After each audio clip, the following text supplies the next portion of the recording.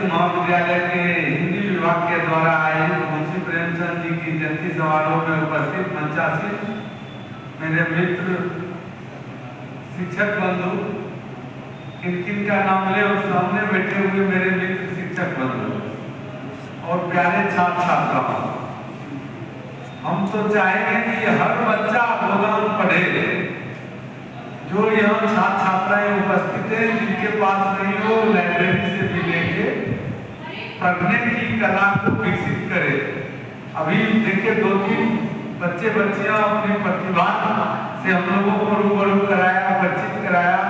इस प्रकार से उन लोगों में निखार आ रहा है बोली का, ध्वनि का, भाषा का, ये काबिले तारीफ है। इसलिए बच्चे लोगों को मेरी तरफ से बहुत सारी बधाइयां। लेकिन बच्चे लोगों को एक टास्क भी देना चाहते जो हम शिक्षक नहीं कर पाए। सारे छात्राओं को आप लोग प्रेरित करें क्लास में, चाहे कभी सेमिनार हो, उसमें भाग लेने के लिए। उसमें आने से लाभ उनको होगा। जैसे आप लोगों में निखार आ रहा है, उन बच्चे में भी निखार आएगा। तो प्रेमचंद की कहानी के बारे में तो बहुत सारी बात है। 1880 से लेकर 1936 तक की बात बताए हमारे मित्र हिंदी के। हम तो भौतिकी के छात्र हैं, लेकिन हम गोदान पढ़ने का मौका मिला है। बीती बात मिसालिए ये है का नाम शुरू करो, अंतराक्षी करना है कुछ काम। अगर कुछ काम करना है तो 1880 की कहानी जानिए। 1900 आज स्थिति ऐसी नहीं है, ऐसी विसंगति नहीं है। जिसको मेरिट हो जाएगा, वो दलित हो कि महादलित हो, वो भी पूजा जाएगा। इसलिए अपने ज्ञान को बढ़ाइए, ज्ञान क्षमता को शांत करिए और दूसरे को भी ज्ञान देने की क्षमता अपनी बढ़ाइए। तो आप लोग भी आज से संकल्प लें, पुस्तक को अपना दोस्त बनाएंगे। और मुंशी प्रेमचंद हो या बहुत सारे लेखक हैं, बहुत सारे कथाकार हैं, उनके पुस्तकों को पढ़ें। जब शिक्षक नहीं भी मिलेंगे तब भी उस किताब के द्वारा बहुत सारा आप सीख जाएंगे, ज्ञान क्षुधा को शांत कर सकते। हम विशेष उसमें आपको सार्वजनिक बात उसके अंदर क्या छिपा, हम कहीं अगर आप फंसते हैं, आपकी सोच वहां तक नहीं पहुंच रही, उसके लिए अपने शिक्षक से आप लिख के लाएं। किसी किताब का आप संक्षेपण करके अपने शिक्षक को सिनॉप्सिस से अपना प्रस्तुत करें, उसको चेक करें, आप पढ़ के इसमें क्या समझे, तब आपको ये शिक्षक बताएंगे कि नहीं इसको थोड़ा लिखा किस ढंग से करें। आप लोग शोध कर रहे हैं, एडमिशन का यूनिवर्सिटी का पैट का रिजल्ट निकला, प्री पीएचडी टेस्ट। अभी सिनॉप्सिस लिखवाने के लिए लोग एमए पास कर जाते हैं, और उसके बाद सिनॉप्सिस लिखवाने के लिए भी अपने शिक्षक के पास कुछ और लोग शहर में घूम रहे होते हैं। जब आपका पीएचडी थीसिस लिख देंगे, आपका सिनॉप्सिस लिख देंगे, इसके लिए उनका आर्थिक दोहन भी होता है। तो आप लोग अपने प्रतिभा को हर छात्र छात्रा को प्रयास करना चाहिए अभी से कुछ लिखने का। पढ़े तो क्या समायोजन करके क्या कर पाएगा।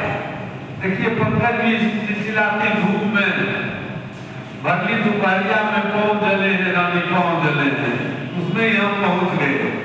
तो आप लोग हिंदी भाषा को आनंद के साथ पढ़िए, उसमें समा जाइए उसको पढ़ते पढ़ते, तब आपको लगेगा ये कैसा आनंदमयी क्षण मेरे जीवन का बीत रहा। लोग बड़ी प्रेम से अपने पुस्तक के भीतर क्या छिपा है उसको समझते हैं, तब उससे जो आनंद मिलता वो आनंद आपको किसी भोजन को खाने से जीव के स्वाद में भी नहीं मिल सकता। तो इसे कथाकार फणीश्वर नाथ रेणु का भी नाम सुने होंगे। कहाँ के रहने वाले थे तो बताइए। हारविसगंज के रहने वाले इसी धरती यहाँ के। आप जानकी वल्लभ शास्त्री का नाम सुने होंगे। राष्ट्रकवि रामधारी सिंह दिनकर तो आपके महाविद्यालय में भी शिक्षक ही रहे। तो आगे उनकी भी जयंती कब मनाई जाती है जानते हैं? सितंबर में। सितंबर कितना? 23 सितंबर। 23 सितंबर। थैंक यू, बहुत बहुत बधाई। कि बच्चे के लिए ताली बजा दीजिए। तो जितने महापुरुष हैं उनके जीवनी को पढ़ें जरूर, उसमें से लें। लेकिन आज सारी समय जो है ना सब उनको पाठ देती है, सारे कठिनाई। तो आजकल हर व्यक्ति अपने गुण को निखारिए और दूसरे के भी गुण को पहचानिए। हर में कुछ न कुछ गुण है। इस चीज से, इस भ्रांति से दूर होइए कि क्या हुआ उस समय ठाकुर का कुआं, क्या हुआ ब्राह्मण, क्या हुआ कुछ नहीं है। ये सब मट्टी का लोथरा है, मट्टी में मिल जाना। आज के वर्तमान को खुशीपूर्वक जी लीजिए, दूसरे के में भी हंसी खुशी दीजिए, अपने भी खुश रहिए, अपना कैरियर संभालिए। यही प्रेमचंद जी उस समय ऐसा लिखे जब साधन कम हो, उस समय जो सूरदास की बात किए या कबीर की बात हो आपको बता रहे हैं। तो हम सबको सोचना होगा जो किस प्रकार से अभी ये सिचुएशन के अनुसार से साहित्य भी लिखने की जरूरत है। ये जो पहले की विकृति आपके सामने बताई जा रही है मोरिया जी के द्वारा, राजेश्वर जी के द्वारा, राजू जी हमेशा पॉजिटिव सोचिए, पॉजिटिव करिए, डू पॉजिटिव, थिंक पॉजिटिव।